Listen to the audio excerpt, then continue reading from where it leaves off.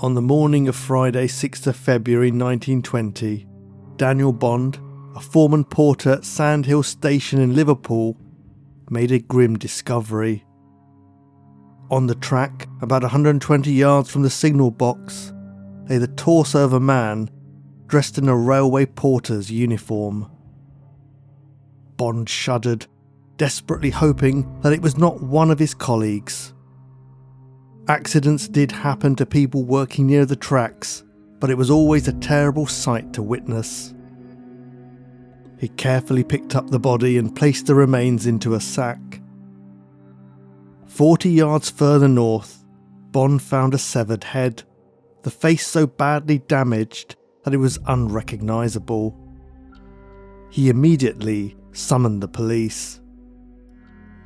Hello and welcome to Prash's Murder Map, and thank you to the YouTube subscriber who suggested this little known case.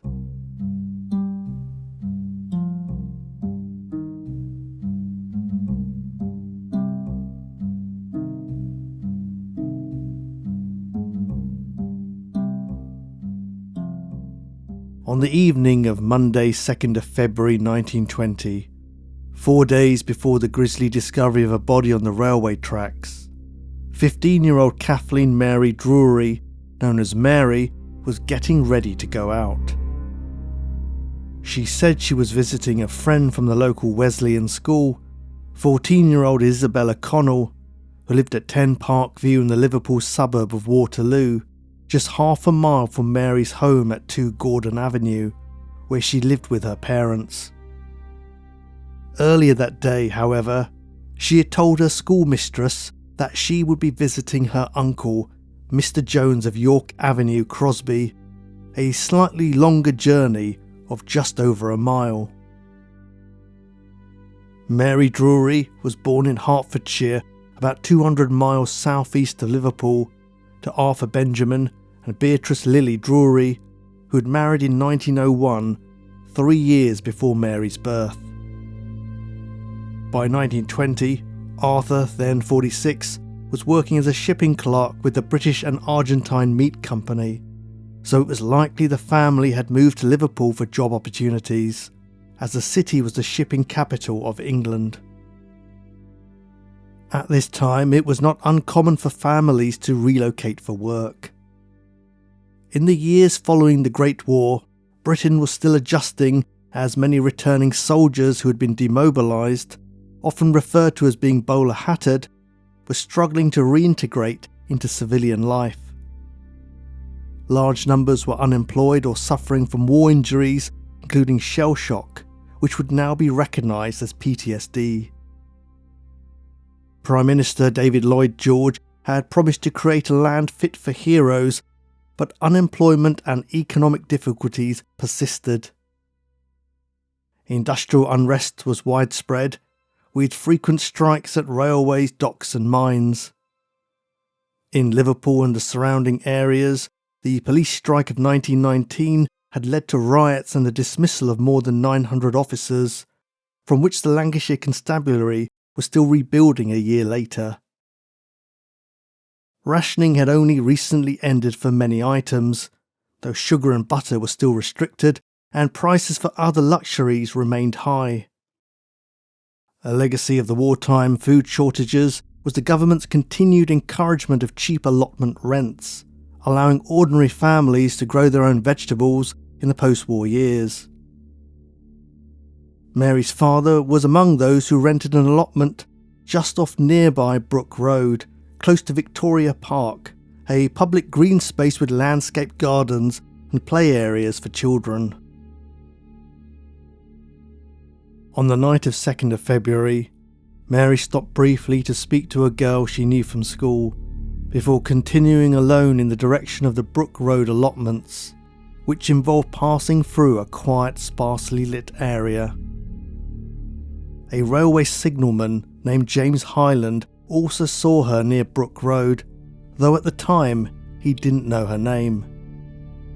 He noticed that she wore a tam o' shanter, a type of woolen bonnet which originated in Scotland, and that she kept glancing back in his direction. That night, Mary never reached her friend's house, nor her uncle's. When she failed to return home, her father went out looking for her, but to no avail. At around 8 a.m. the following morning, on Tuesday 3rd of February, a man on his way to work noticed a small shape slumped in a patch of waste ground adjoining the allotments, about 300 yards from the nearest houses. It lay in the hollow of a filled-in ditch, mostly shielded from the main road by a mound of earth. It was the body of a teenage girl. At the mortuary, the body was identified as that of 15-year-old Kathleen Mary Drury. Dr. Dunn carried out the post-mortem and found that her throat had been cut by a small knife and severe injuries inflicted on her skull by a heavy blunt instrument. A torn piece of white linen handkerchief had been stuffed into her mouth. Mary's clothing was disarranged, but there was no evidence of sexual assault. Her diary was found in her pocket, and detectives hoped it might reveal a clue as to her movements in her final hours. Chief Constable Harry Lane, Chief Superintendent Gregson, Superintendent J. Wilcock, and Detective Inspector Files, all from Lancashire County Constabulary, took charge of the investigation and offered a reward of £100, worth about £5,700 today, for information leading to an arrest and conviction. The sandhills and waste ground was searched, a water trough on the allotments was drained, and personnel at several local army camps were questioned, but no weapon or concrete evidence was found. A young boy told police that at around 7:30 p.m. on the night of the murder, he had seen the silhouette of a man chasing a girl across the allotments, but in the moonlight, he could not make out any distinguishing features. Mary's teachers described her as intelligent, modest, and well liked by her classmates, and there appeared to be no reason why anyone would wish her harm. The torn scrap of white handkerchief could not be identified, though it seemed more likely to belong to Mary, as the delicate fabric would be unusual for a man. The other half was never located. The most promising lead came from railway signalman James Hyland, who reported seeing a girl matching Mary's description walking near Brook Road the night before, repeatedly turning to look behind her. Shortly afterwards, Hyland saw a man he knew, a fellow signalman named Edward Leehy. Leehy had his cap pulled down over his eyes, but they bid each other a good evening as they passed. The deputy coroner and the jury visited the crime scene the next day, on Wednesday 4th of February. Her bereft father, Arthur, described his daughter as quiet and well behaved, noting that she was usually in bed by 9 o'clock and had no boyfriends. She wore no jewellery and carried only a souvenir 1920 penny, so he was certain that robbery could not have been the motive. Arthur was astonished by testimony from Mary's school friend Isabella Connell, who told the court that just before Christmas 1919, Mary had lent Edward Leehy 2 shillings and had intended to ask for its return. On 2 occasions, Isabella had seen Mary talking to Leehy at the allotments, as his plot was next to her father's. Another schoolgirl admitted that she had seen Mary with Leehy several times, and that Mary had once asked her to say they had been out together if her mother ever inquired about her whereabouts on an evening she had been with him. The inquest was adjourned while police continued interviewing persons of interest, including Edward Leehy. Edward Leehy, aged 31, was from the small coastal town of Crosby, just a mile away from Waterloo. His job as a signalman required him to operate a signal box, controlling train movements using levers that adjusted signals and track points. He communicated with neighbouring signal boxes using bell codes and telegraph instruments to record train movements and prevent collisions. It was a demanding job that required constant vigilance during long shifts. A respected working-class occupation, though a solitary one, with little direct contact with colleagues.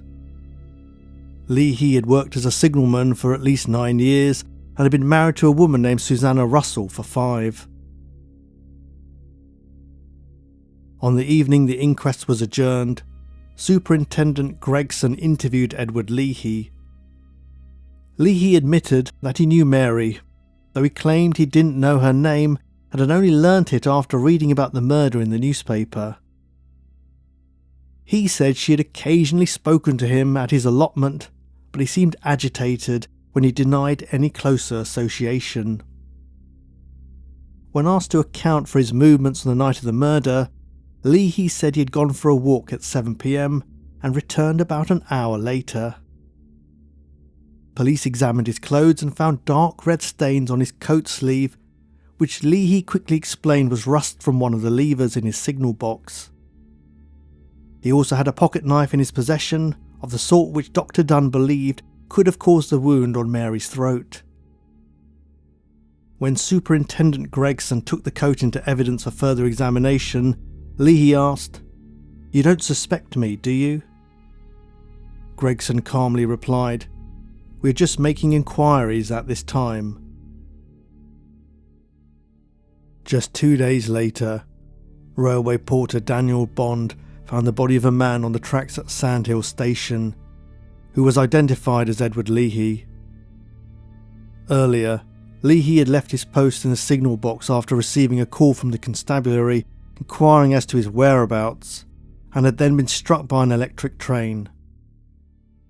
At his inquest, his father could identify him only by the trade union card found in his pocket, and the jury concluded that he had committed suicide by throwing himself under the train. Police searched Leehy's room and took his diary into evidence, but no further clues emerged. Mary Drury's funeral was held at St Luke's Church, Great Crosby, on Saturday 7th of February 1920, attended by many family members, school friends and neighbours. The inquest into her death resumed on 20th of February, and extracts from her diary were read aloud, though the coroner chose not to publish the contents in full, describing them as sordid and suggesting an intimate relationship between Mary and Edward Leehy. Home Office pathologist Dr. Bernard Spilsbury confirmed that the stains on Leehy's coat were not rust as he had claimed, but human blood, and 2 hairs found on the coat matched samples from the victim.